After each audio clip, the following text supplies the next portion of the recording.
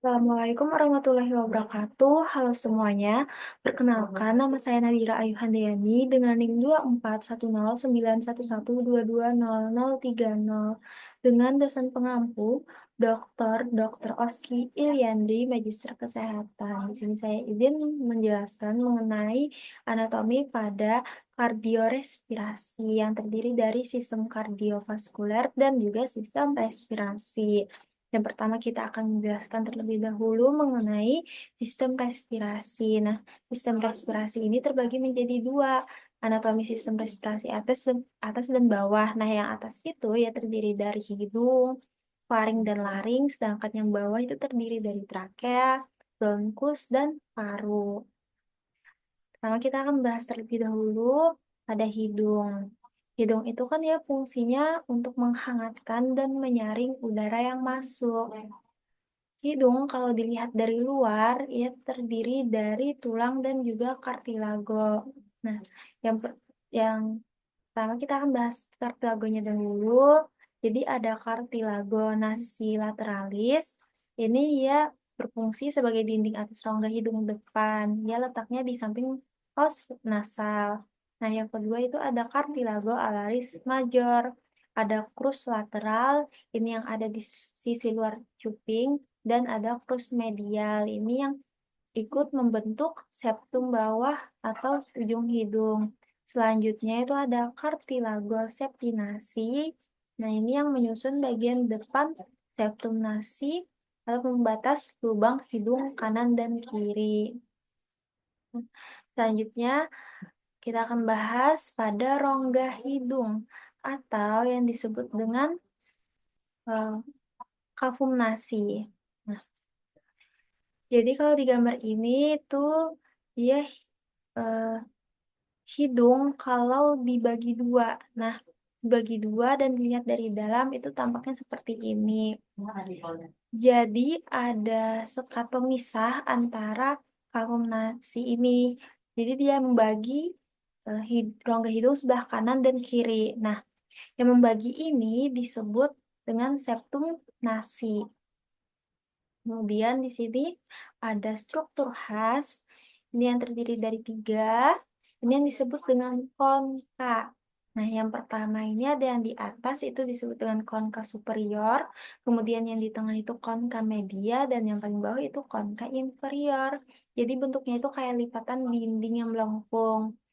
Yang fungsinya itu untuk memperluas permukaan mukosa. Kemudian ketika udara masuk melalui hidung, nah dia akan lewat yang namanya meatus, yaitu celah di setiap konka.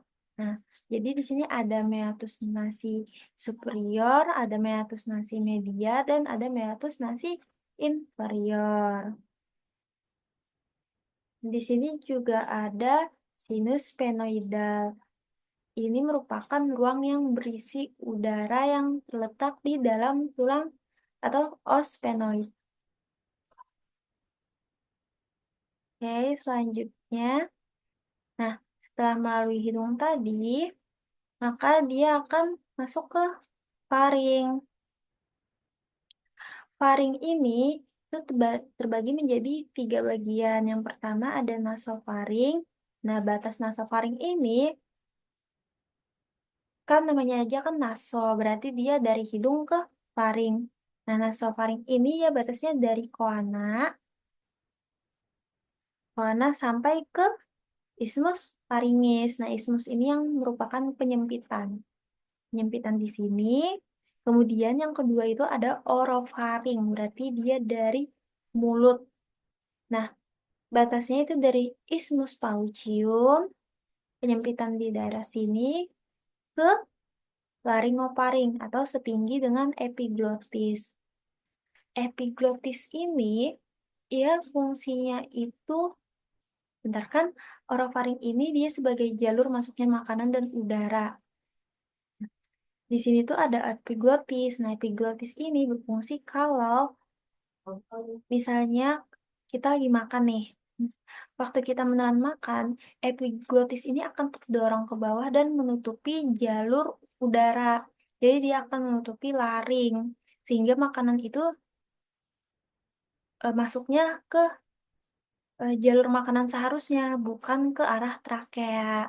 Jadi kalau sudah selesai menelan dan kita bernapas nih, nah epiglotis ini akan kembali ke bentuk semula, posisinya kembali ke semula, sehingga ketika kita bernapas itu udara akan kembali masuk ke arah laring dan terus ke trakea.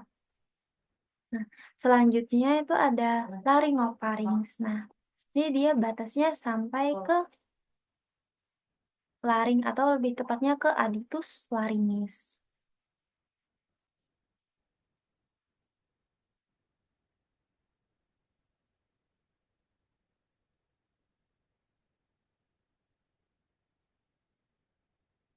Selanjutnya kita akan bahas laring.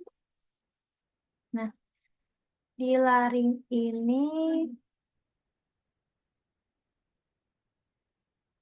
terdiri dari beberapa kartilago. Banyak sekali kartilago pada bagian laring ini. Itu terdiri dari kartilago tiroid. Nah, kartilago tiroid ini yaitu yang membentuk jakun pada laki-laki atau Adam's apple. Nah, kemudian ada kartilago krikoid. Ini tuh cincin tulang rawan yang mengelilingi jalan napas. Kemudian ada kartilago epiglottis yang sebagai penutup. Nah, kemudian ada kartilago erythenoid, corniculata, dan cuneiform. Ini dia lebih kecil yang berperan untuk mengatur gerakan pita suara.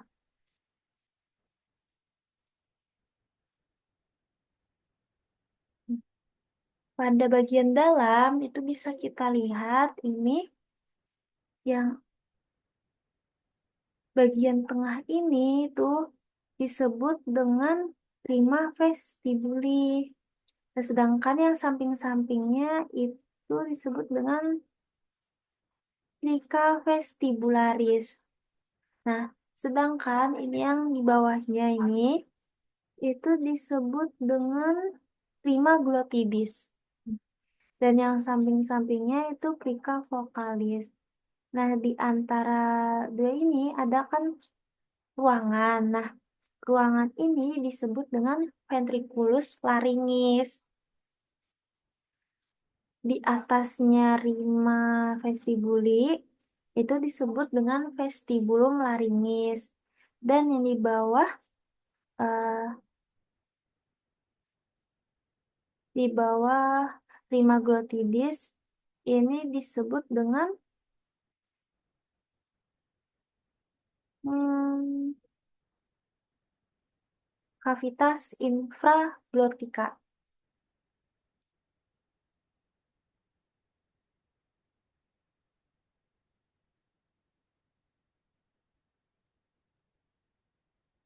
Nah, selanjutnya masuk ke bagian trakea.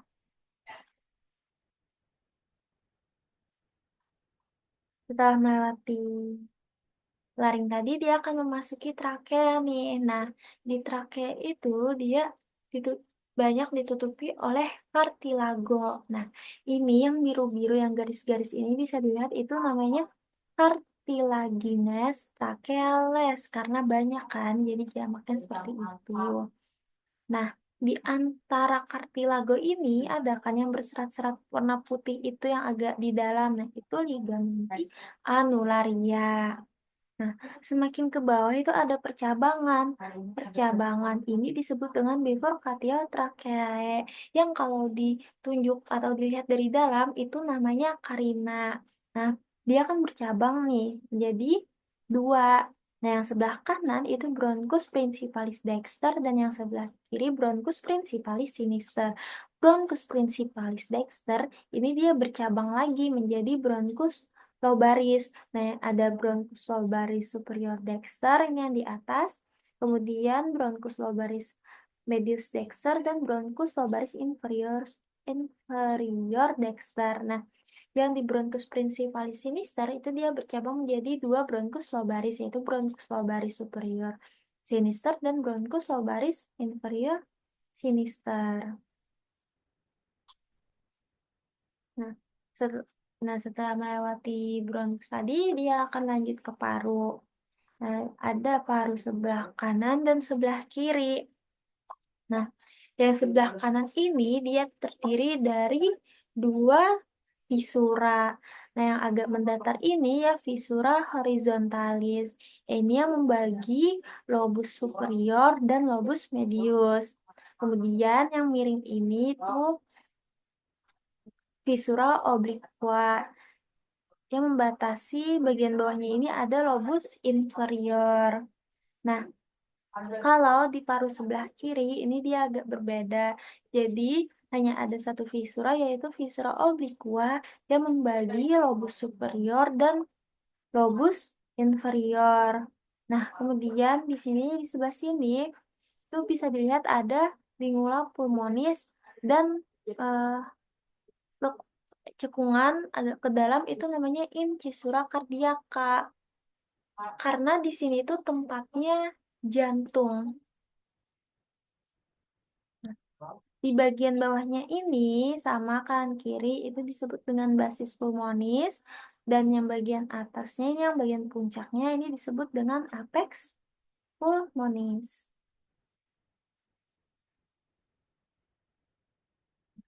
Ini tampakan paru kalau dilihat dari arah dalam.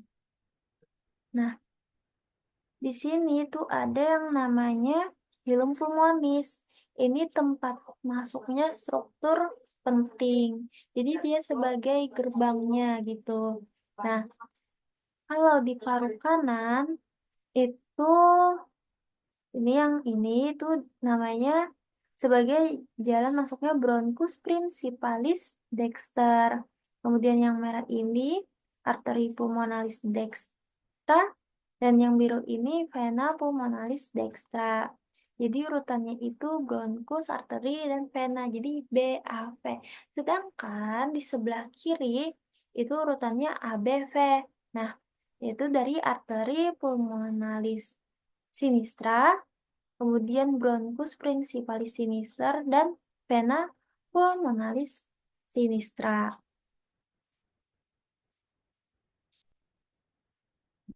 Nah, di paru ini ya diselimuti oleh yang namanya pleura.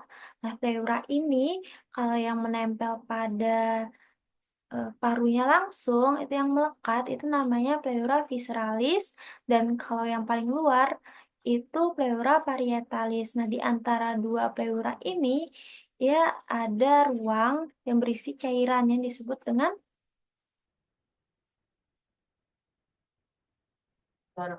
cavum pleura.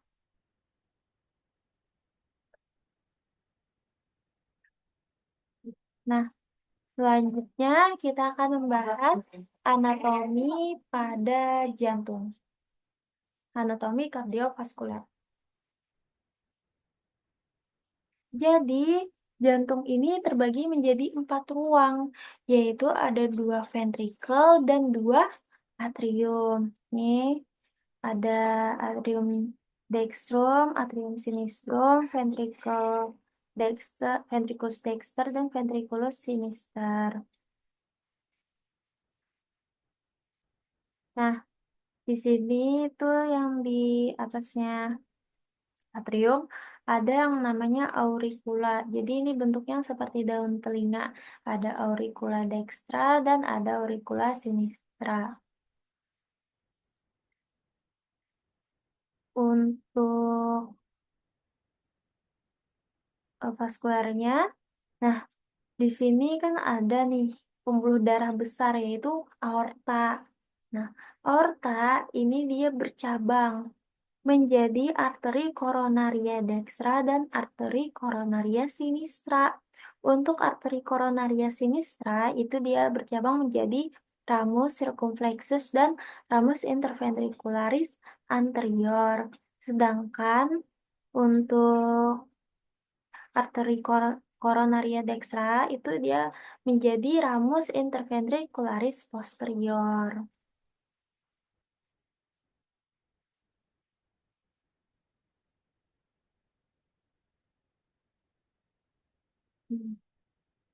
Nah, ini kalau dilihat dari dalam atrium kanan dan ventrikel kanan. Nah, di atrium kanan ini tadi kan ada struktur penting yaitu auricula dextra. Kemudian di sini juga ada crista terminalis. Ini sebagai batas antara bagian halus dan kasar. Kemudian juga terdapat fossa ovalis. Ini merupakan sisa dari foramen ovale. Kemudian pada ventrikel kanannya, yaitu dindingnya kalau ventrikel kanan ini lebih tipis daripada kiri karena tekanan parunya lebih rendah.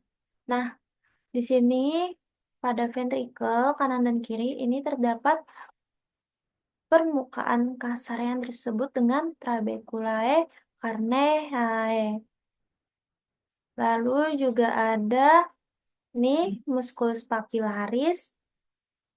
Nah, musculus papillaris ini yaitu yang untuk menarik chordae tendineae untuk menjaga katup trikuspid agar tidak balik arah saat memompa. Nah, jadi di sebelah kanan ini ada dua katup yang membatasi dari atrium ke ventrikel itu ada katup trikuspid dan yang ke arah luar ke truncus pulmonalis itu ada katup semilunaris yaitu katup pulmonalis. Nah, kemudian pada atrium kiri dan ventrikel kiri, pada atrium kiri itu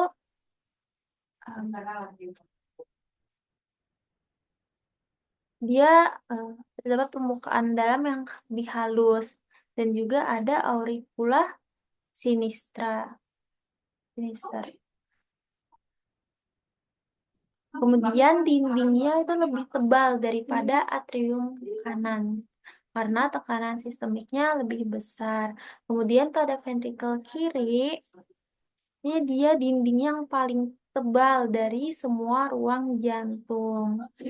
Kemudian juga ada musculus papillarisnya dan chorda tendineae-nya ini untuk katup mitral. Jadi di sebelah kiri ini terdapat katup yang membatasi antara atrium dan ventrikel itu ada katup bikuspid atau mitral dan yang mengarah keluar ke aorta itu disebut dengan katup aorta.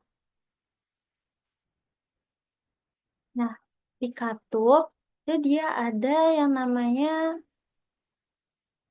di setiap katup itu ada eh, yang namanya valvula atau cuspis. Nah, jadi pada valvula Trunci pulmonalis itu dia ada tiga valvula. Nah, valvula semilunaris dextra, semilunaris anterior, dan semilunaris sinistra.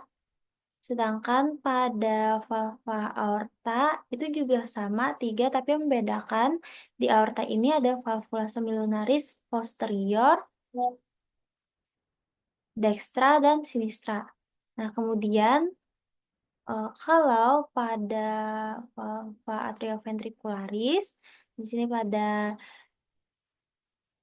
itu dia disebut dengan cuspis. Nah, pada valva atrioventricularis dextra atau valva tricuspid, nah ini ya ada tiga cuspis, yaitu cuspis posterior, cuspis anterior, dan cuspis septalis. Sedangkan pada valva atrioventricularis sinistra atau valva mitralis, itu dia terbagi jadi dua cuspis, yaitu cuspis posterior dan juga cuspis anterior. Nah, kalau di jantung tadi, dia itu juga terdapat eh, lapisan yang menyelimuti, yaitu perikardium. Lebih tepatnya perikardium serosum. Nah, kalau yang menempel pada jantung itu dia perikardium serosum lamina visceralis, dan yang kalau pada bagian luarnya itu perikardium serosum lamina parietalis.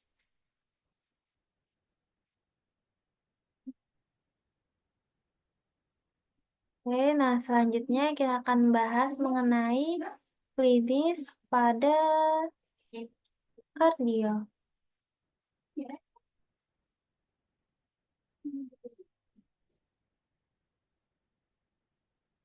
Jadi dia itu kalau di jantung, yang paling sering bermasalah itu jantung sebelah kiri atau yang menyebabkan yang namanya nanti itu gagal jantung kiri, tepatnya di ventrikel sebelah kiri. Nah, jadi kan ventrikel kiri ini tugasnya ya mengirim darah ke seluruh tubuh. Nah, jadi kalau tekanannya tinggi atau ada penyakit katup, maka ya lama-lama menjadi kelelahan dan menebal yang disebut dengan hipertrofi. Akibatnya, ventrikel kiri ini mulai gagal dan darah tidak bisa dipompa keluar dengan optimal dan dapat kembali lagi menumpuk ke paru-paru. Ini yang membuat cairan masuk ke jaringan paru dan muncul gejala seperti sesak napas, ortopnu, dan batuk berdahak dengan berbusa. Nah, inilah yang disebut dengan edema paru. Kemudian, karena paru-parunya ini sudah penuh dengan cairan, maka tekanan di arteri pulmonalis itu naik. Akibatnya ventrikel kanan yang harus mengirim darah ke paru jadi bekerja lebih ekstra dan lama-lama dia juga akan ikutan gagal.